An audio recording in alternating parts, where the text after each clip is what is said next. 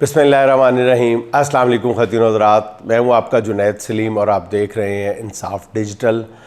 नाज़रीन, अपने बेटों और पोतों समेत अपने ख़ानदान के दर्जनों अफराद शहीद करवाने के बाद बिल आखिर इस्माइल हानिया ख़ुद भी अपने रब के हज़ूर पेश हो गए। अपने वतन फ़लस्तीन की आज़ादी के लिए जद्दोजहद करते हुए एक अज़ीमुल मर्तबत इंसान की तरह कुर्बान हो गए। इस्माइल हानिया हमास के सियासी विंग के सरबराह थे और उन्हें तेहरान में उनकी रिहाइशगाह पर मिसाइल हमले में शहीद किया गया और हमले में उनका मुहाफ़िज़ भी शहीद हुआ है।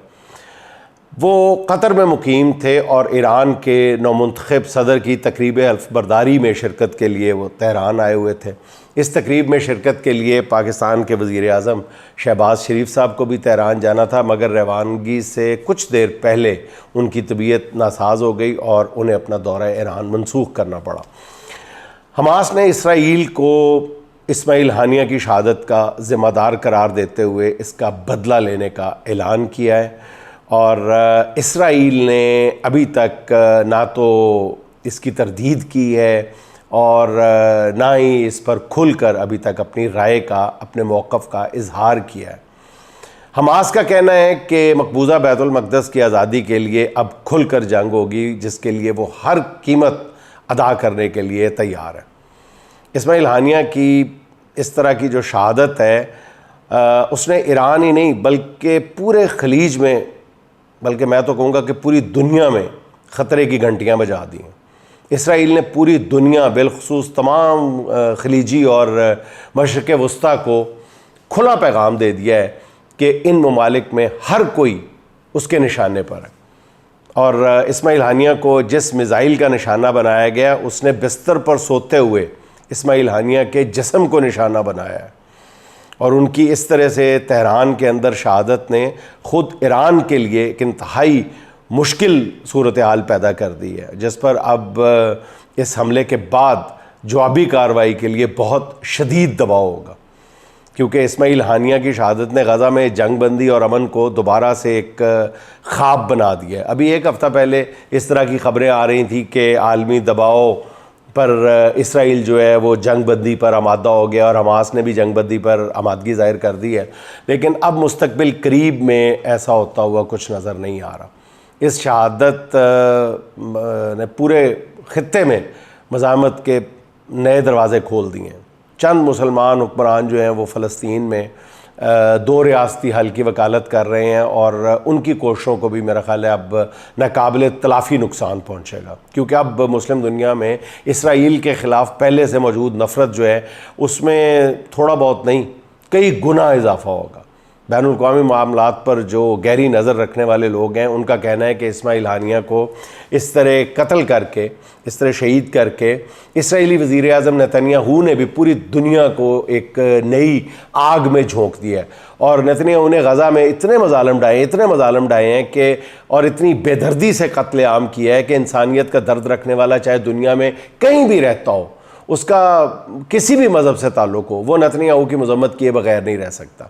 यही वजह है कि पूरी दुनिया में अब ये मुतालबा बहुत शिद्दत के साथ ये ज़ोर पकड़ता जा रहा है कि नेतन्याहू को इंसाफ के कटहरे में लाकर जंगी जराइम का मुजरिम करार दिया जाए। और नेतन्याहू ने भी जिस तरह इसराइलियों की, औरों को तो छोड़ें, इसराइलियों की शबीह को मसख किया है, जिस तरह यहूदियों के चेहरे पर पड़ा हुआ निकाब उसने ख़ुद नोच फेंका है, उसके बाद इस बात की भी कुछ बईद नहीं है कि ख़ुद यहूदी भी नेतन्याहू को जंगी जराइम का मुर्तकब करार देने की कोशिश की, ज़्यादा मज़ाहमत ना करें। कोशिशें तो हो रही हैं और इसराइली आम तौर पे इसकी मज़ाहमत भी कर रहे हैं, अब वो शायद ज़्यादा देर इसकी मज़ाहमत ना कर पाएँ। और नेतन्याहू को भी इस हकीकत का बखूबी अदराक है, इसलिए उसकी बका ही जंग में है। नेतन्याहू की अपनी बका भी जंग में ही है और गज़ा में जंग बंदी जो है वो नेतन्याहू के अंजाम का आगाज़ होगी। मगर फ़िलहाल नेतन्याहू ने जंग के ऐसे शोले भड़का दिए हैं जो जल्द या बदेर पूरी दुनिया को अपनी लपेट में ले सकते हैं। इस्माइल हानिया की इस तरह यूं बेबसी के साथ मजलूमाना अंदाज में शहादत जो है वो मुसलमान हुक्मरानों की इज्तिमाई गैरत और दानिश का इम्तिहान है। हाथी कमरे में दाखिल हो गया है, अब आंखें बंद करने से काम नहीं चलेगा। इस्माइल हानिया तो किबला अव्वल की आज़ादी के लिए जदोजहद करते करते अपने खून का आखिरी कतरा भी अपनी मिल्लत पर निछावर कर गए और मुसलमान हुक्मरानों के लिए गैरत व हमीयत का सबक छोड़ गए। नाज़रीन, अब ज़िक्र हो जाए एक और दर्दनाक वतन अज़ीज़ से मुताल्लिक बाब का, पारा चनार का, जहाँ पिछले 2 हफ्ते से तो मोर्चा बंद कबाइल जो हैं वो एक दूसरे पे हमला आवर हो रहे हैं। बज़ाहिर ये फ़िरका वाराना लड़ाई है, लेकिन कहने वाले कहते हैं कि इसका फ़िरका वारियत से दूर दूर तक कोई ताल्लुक़ नहीं है। अब तक होने वाली लड़ाई में मुतारब जो हैं उनके दरमियान 50 से ज़्यादा उस लड़ाई में अफराद जो है वो मौत के घाट उतर चुके हैं, जबकि ज़ख्मियों की तादाद जो है वो इससे भी कहीं ज़्यादा है और शायद मरने वालों की तादाद भी बहुत ज़्यादा है। नाज़रीन, कभी गौर करें कि पारा चनार कई दहाइयों से फ़िरका वारियत की आग में झुलस रहा है और हर बार इस आग को ठंडा करने की एक नापुख्ता सी कच्ची पक्की सी कोशिश की जाती है, लेकिन कुछ ही अरसे बाद यही फ़िरका वारियत की राख जो है दबी हुई कोई ना कोई चिंगारी इसमें से फिर भड़क उठती है और फिर देखते ही देखते पूरे पारा चनार को अपनी लपेट में ले लेती है। न जाने हमारे हुक्मरान कहाँ सोए हुए हैं, उनको ये नज़र क्यों नहीं आ रहा, ये 50 लाशें नज़र क्यों नहीं आ रहे, वो वहाँ पे कार्रवाई क्यों नहीं कर रहे। पीटीआई का किसी गली की नुक्कड़ में किसी मकान की छत पे एक झंडा निकलता है, वो पुलिस को नज़र आ जाता है। कानून नाफिज करने वाले इदारे वहाँ 12-12, 14-14 गाड़ियाँ लेके पहुँच जाते हैं, लेकिन पारा चनार में 50 लाशें गिर गए।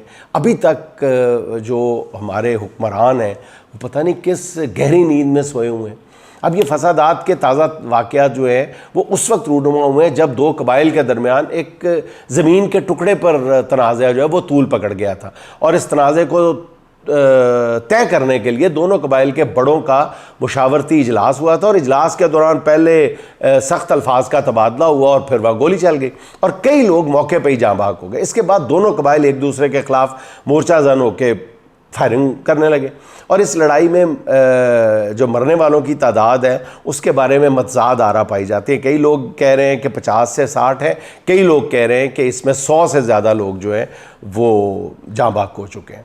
हैरानकुन तौर पर इस बार पारा चनार में होने वाली इस लड़ाई को किसी तौर पे भी फ़िरका वाराना फसाद नहीं कहा जा सकता, क्योंकि शिया और सुन्नी दोनों अतराफ़ के बड़े बड़े उलमा ख़ुद को इस लड़ाई से दूर रखे हुए हैं और दोनों फ़िरक़ों ने अपने अपने हामियों से पुरअमन रहने की अपील की है। बदकिस्मती से पिछले तकरीबन 2 हफ्ते से पारा चनार पूरे मुल्क से कटा हुआ है।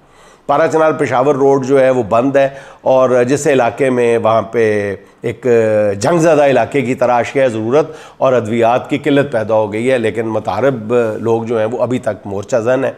फायरिंग का सिलसिला रुक भी जाता है कभी कभी, लेकिन मोर्चे अभी तक मौजूद हैं और इलाके में सूबाई इंतज़ामिया के साथ साथ जो सिक्योरिटी इदारों के एहलकार हैं वो भी साइडों पर बड़ी तादाद में मौजूद हैं, लेकिन हैरानकुन तौर पर लड़ने वालों के मोर्चे कायम है। पारा चनार जहाँ खाने पीने की अशिया की किल्लत है, लेकिन लड़ने वालों को वहाँ पे असला और गोलियाँ जो हैं वो बराबर मिल रही हैं। हैरानगी की बात ये है कि रियासत की ताकत के मुकाबले में ये मुट्ठी भर लोग हैं वो किस तरह मोर्चे बनाए हुए हैं, क्यों नहीं काबू में आ रहे हैं। इन मुसल्लह लोगों के ख़िलाफ़ कोई ऑपरेशन क्यों नहीं किया जा रहा। पारा चनार में मतलब अमन व अमान की जो ख़राबी है वो खैबर पख्तूनख्वा हुकूमत की नालायकी को भी ज़ाहिर कर रही है, सीधी और सच्ची बात है। और सबसे ज़्यादा परेशान कुन बात यह है कि कौमी मीडिया में पारा चनार से मुताल्लिक जो है ख़बरों का न जाने क्यों ब्लैकआउट किया जा रहा है। पता नहीं क्यों धड़का सा लगा हुआ है कि पारा चनार के ये हालात किसी तूफ़ान का पेश खैमाना साबित हों। हमारी तो बस इतनी दुआ है कि अल्लाह रब्बुल इज़्ज़त इसमें बसने वाले एक एक फ़र्द की खैर करे। नाज़रीन, एक और ख़बर इस्लामाबाद से है कि वहाँ पे अदालती हुक्म पर पीटीआई का ऑफिस जो है वो डी सील कर दिया गया। अब ऑफिस डी सील जो है वो किया गया वो अदालती कार्रवाई के बाद किया गया है, यानी दोनों अतराफ़ का जो मौक़िफ़ है वो सुनने के बाद किया गया। अब इस दफ्तर पर छापे के बाद जिन लोगों को गिरफ़्तार किया गया है, जिन पर मुल्क दुश्मनी के इल्ज़ाम लगाए गए हैं, उन इल्ज़ामात की क्या हकीकत बाकी रह जाती है। रऊफ़ हसन साहब को, उस ज़ख्मी बूढ़े को किस लिए मतलब जेल की दीवारों के पीछे रखा गया है। जब पीटीआई का ऑफिस डीसील किया गया, इसका मतलब है कि उसमें कुछ नहीं था। और अगर उसके ऑफिस को डीसील किया गया है और वो दहशतगर्दी का अड्डा था, तो और वहां पर पता नहीं क्या क्या मुल्क दुश्मन साजिशें हो रही थीं, तो फिर उसको डीसील क्यों किया गया, सवाल उठता है। और अगर उसको डीसील किया गया है तो फिर वहां पे जो लोग मौजूद थे, जो जिनको बार बार गिरफ्तार किया जा रहा है, चेमानी दारद, वो गिरफ्तारी क्या मायने रखती है, सोचने की बात है। अच्छा नाजरीन, अब जिक्र हो जाए आज की नून लीग के लिए सबसे शर्मनाक खबर का, यानी पटन की रिपोर्ट का, जिसने मियां नवाज शरीफ साहब को ज़ाती तौर पे और नून लीग को बस ये एक जमात शर्मिंदगी से पानी पानी कर दिया है। लेकिन शायद ये शर्मिंदगी उन लोगों के लिए होती है जिनमें कोई ख्वाजा आसफ साहब की बताई हुई जो 2-3 चीज़ें हैं, अज्जा हैं, वो पाए जाते हैं उनकी तबीयत में। 3 बार के वज़ीर आज़म नवाज शरीफ साहब को जिस खुली धांधली से कौमी असम्बली का रुकन बनाया गया है, उससे यूँ लगता है कि धांधली करने वाले नवाज शरीफ के दोस्त से ज़्यादा उनके दुश्मन थे, जिन्होंने नवाज शरीफ की ज़ात को मजाक बना के रख दिया। अब अदादो शुमार इस कदर खौफनाक और चीख चीख कर दुआई दे रहे हैं कि नवाज शरीफ अपनी बाकी मानदा ज़िंदगी इस जीत पर शर्मसार ही होते रहेंगे। कैसे बताएंगे अपने बच्चों को, उनके बच्चों को, बल्कि उनके भी बच्चों को इस दुनिया से रुखसत होते हुए अपनी और चीज़ों को तो न जाने वो कैसे जस्टिफाई करेंगे, अपनी इस नशिस्त पर जीत को कैसे जस्टिफाई कर पाएंगे। पटन के सरबराह जो है सरवर बारी साहब, उन्होंने मीडिया के साथ जो रिपोर्ट शेयर की है, कमाल रिपोर्ट की है। सरवर बारी साहब भी हाथ तो हो के पीछे पै गए ना नून लीग बेचारी दे। इस रिपोर्ट के मुताबिक नवाज शरीफ के हल्का NA 130 और उसके नीचे आने वाली सूबाई असम्बलियों की नशस्तों के वोटों में जो फ़र्क है इंतहाई मज़का खेज़ है। यानी नवाज शरीफ के हल्के में 3,19,043 वोट कास्ट हुए, जबकि उसके नीचे सूबाई असम्बली की नशस्तों पे 2,40,918 वोट कास्ट हुए। यानी कौमी और सूबाई असम्बली में डाले गए वोटों में 78,000 वोटों का सिर्फ फ़र्क है, जो कि कुल वोटों का 12% बनते हैं। हालांकि हकीकत यह है कि हर वोटर को पोलिंग स्टेशन पर वोटों की 2 पर्चियां मिलती है। जाहिर है वो दोनों वोट कास्ट करता है, एक वोट कौमी असेंबली में करता है, दूसरा सूबाई असेंबली में करता है। लेकिन हैरत है मियां साहब बल्ले बल्ले कि उनके हल्के में वोटर ने 2 पर्चियां ली लेकिन वोट एक को डाला। शायद इन वोटर्स ने सूबाई असेंबली में 78,000 कम वोट कास्ट किए। पता नहीं उनको मियां साहब से इतनी अकीदत और मोहब्बत थी कि उन्होंने सोचा कि शायद जब मियां साहब को वोट देना है कौमी असेंबली में, तो फिर नीचे जो है वो किसी सूबाई असेंबली का जो है उम्मीदवार वोट लेने के काबिल नहीं है, नून लीग का भी काबिल नहीं है, इसलिए नीचे वाला वोट देना ही नहीं है, इसलिए उन्होंने वोट दिया ही नहीं है। अस्तगफुरुल्लाह। मियां साहब, हम इसीलिए आपसे इतनी मोहब्बत करते हैं, आप माइंड कर जाते हैं। जिंदाबाद, यू आर ग्रेट मियां साहब, यू आर ग्रेट। तुसी अजीम हो, वड्डे हो मियां साहब, वाह। हंसी आती है रिपोर्ट पढ़ के, यकीन करें। इस रिपोर्ट में नवाज शरीफ के हल्के में 69 पोलिंग स्टेशंस ऐसे बताए गए हैं जहां टर्नआउट 80 से लेकर 102% रहा। नाजरीन, 102%। इनमें से 13 पोलिंग स्टेशंस ऐसे हैं जहां टर्नआउट 100 से 102% रहा। 100 से 102%। नाजरीन, यानी जितने वोटर थे उनसे ज्यादा वोट पड़ गए। ये किसी मेरी रिपोर्ट नहीं है, ये पटन की एक आजाद इदारे की रिपोर्ट है। मियां साहब, चैलेंज करो, टका के बाहर आके अदालत च फड़ लो, इन्हों गिरफ्तार कराओ है सरवर बारी नूं। इन्हें की मजाक बनाया मियां साहब? एडा वड्डा 3 दफा का साडा वजीर आजम उन्होंने बिस्त करन दिया सरवर बारी फड़ के। देखे ना, अगर लोगों ने आपको जिस एक हल्के में 100 वोट थे, फिर भी 100 वोटों में से 2 और भी वोट डल गए, तो इनको सरवर बारी साहब को क्या तकलीफ है? डल गया, लोगों की मोहब्बत है, ठाठे मारती हुई मोहब्बत है, उनके दिलों में बाहर उबल उबल के बाहर आ रही है, उन्होंने आपको वोट दे दिए। लोग एमी बात का बतंगड़ बना देते हैं मियां साहब। 60 पोलिंग स्टेशन ऐसे हैं जहां टर्नआउट जो है वो 80 से 99% रहा। अच्छे रख यानी कितने खुश नसीब है मियां साहब आप कि बाज़ पोलिंग स्टेशंस पर आपको 100% से भी ज़्यादा वोट पड़ गए हैं। और सबसे दिलचस्प हकीकत यह है कि जिन पोलिंग स्टेशंस पर यह गैर मामूली टर्नआउट रहा है, उन तमाम पोलिंग स्टेशंस पर यास्मीन राशिद साहबा जो हैं वो एक भी पोलिंग स्टेशन नहीं जीत पाई, सारों पे आप जीते हैं माशाल्लाह। यानी जहां पर भी 80, 90, 100% रहा है ना, वहां पे आप जीते हैं, यास्मीन राशिद साहबा नहीं जीती। ये जमहूरी या इंसानी तारीख का पहला वाकया है कि किसी लीडर को 100% से ज्यादा वोट मिले हों। इसीलिए तो कहते हैं मियां दे नारे वजणगे, मियां दे नारे वजणगे, ऐसे ही नारे बने हुए हैं। और 100% आज तक किसी ने वोट हासिल किए हैं? तुसी गल कर दे हो गल्लां टगे टगे दी हैं। इससे पहले मतलब दुनिया की तारीख में जो रिकॉर्ड टर्नआउट वहाँ देखा गया जिन हल्कों में दुनिया में, वहाँ पर भी कभी टर्नआउट जो है वो 90% को टच नहीं कर सका। और ये एजाज़ जो है ये हमारे अजीमुल मर्तबत नवाज़ शरीफ साहब के हिस्से में आया।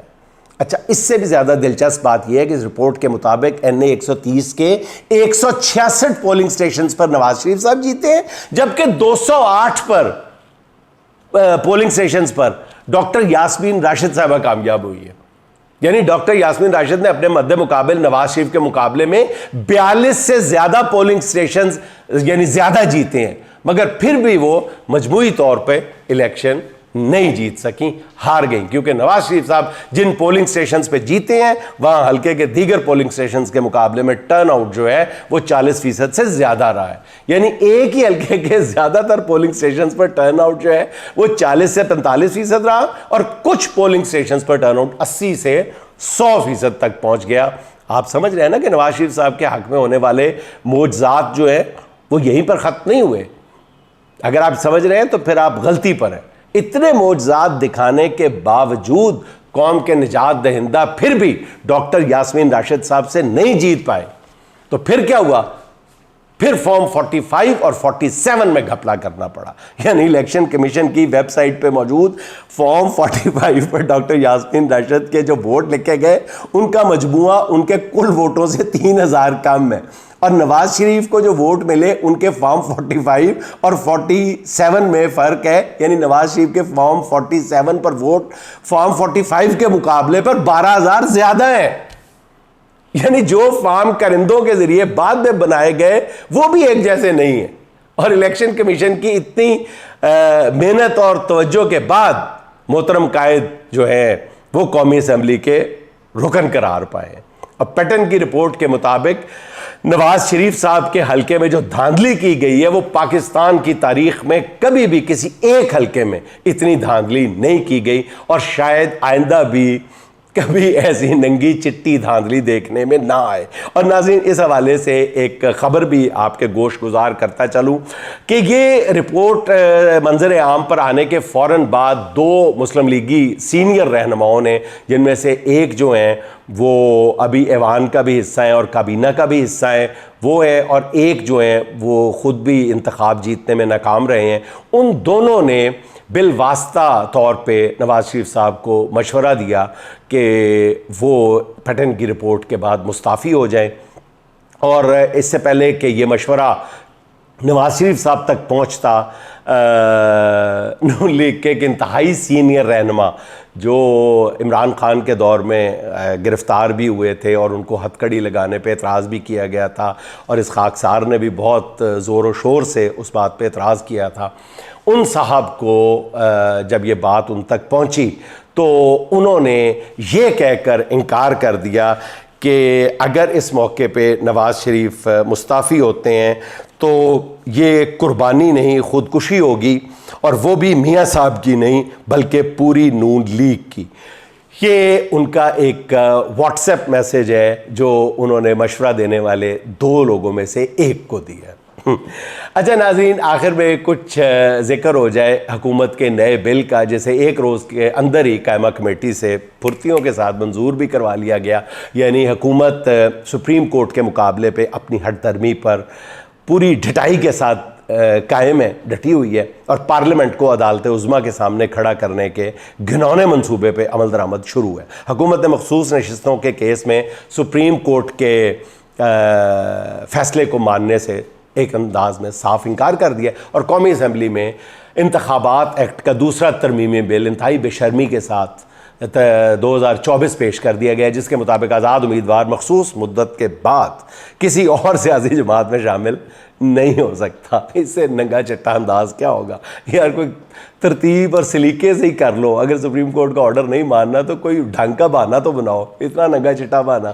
सुप्रीम कोर्ट ने अपने फैसले में हुक्म दिया था ना कि सुन्नी इत्तेहाद कौंसिल में जाने वाले अरकान 15 रोज़ के अंदर अंदर बयान हल्फी जमा करा के तहरीक इंसाफ में दोबारा शामिल हो सकते हैं।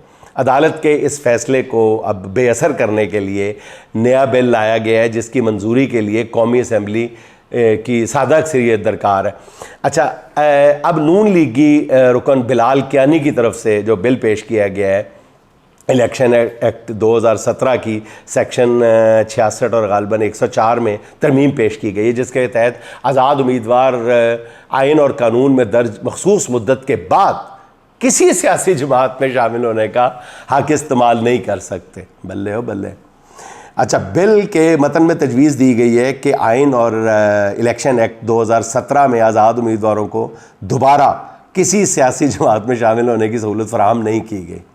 मुजव्वज़ा जो मुद्दत है उसके अंदर मखसूस नशस्तों की फ़हरिस्त जमा ना करवाने वाली जमात मखसूस नशस्तों की अहल नहीं होगी।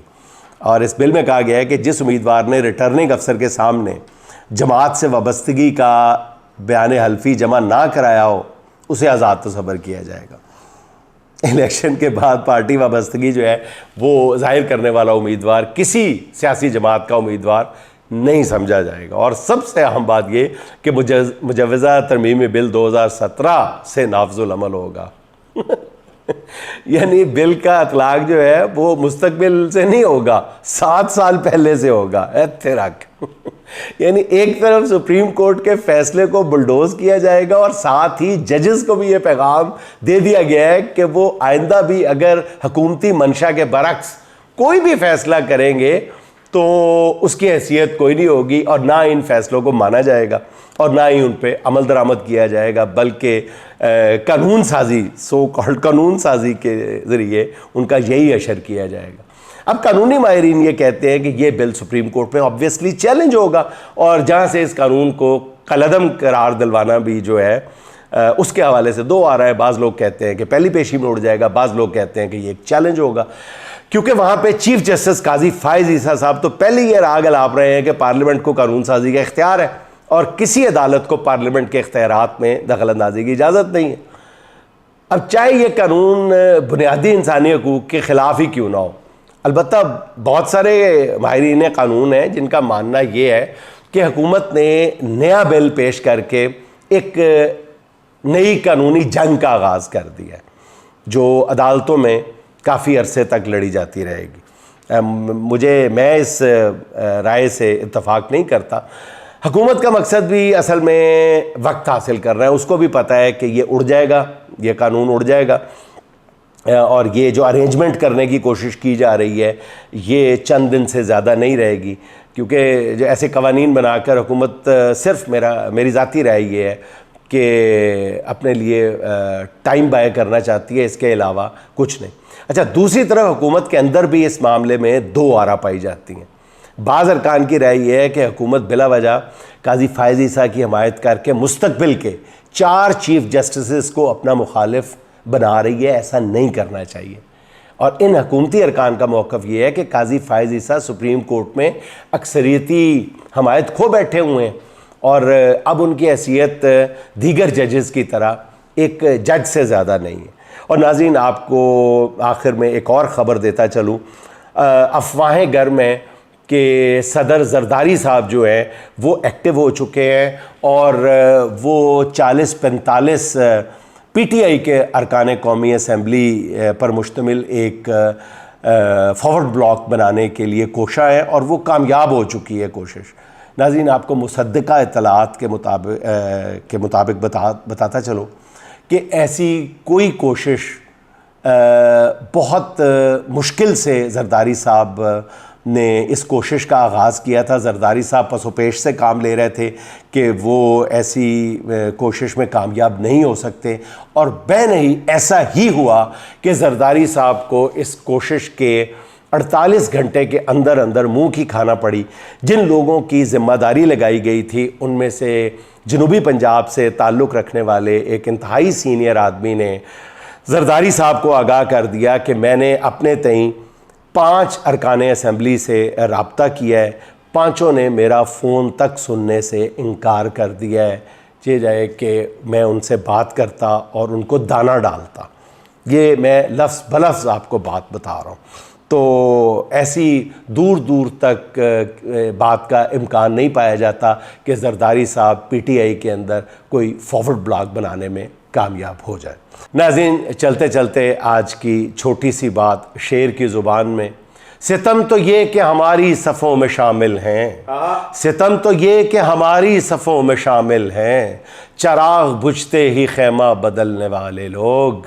हमारे दौर का फ़िरौन डूबता ही नहीं, हमारे दौर का फ़िरौन डूबता ही नहीं, कहाँ चले गए पानी पे चलने वाले लोग। नाज़रीन, खुश रहें, खुश रखें। आपसे मुलाकात होगी इंशाअल्लाह अगले व्लॉग में।